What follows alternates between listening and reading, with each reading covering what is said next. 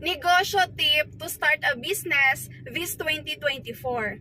Number 1, charging business. Number 2, Wi-Fi vendo machine. Number 3, ATM or automatic tubig machine. Number 4, Vegocare rental. Number 5, online business which is patok na patok ngayong panahon.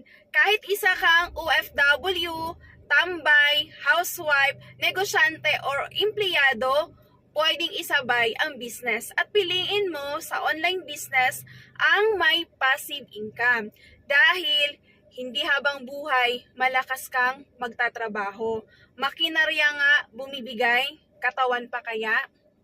Kung wala ka pang naisip, direct message me, ituturo ko sa'yo yung online business na nakatulong sa akin dahil imagine, experience ko before nung nagtatrabaho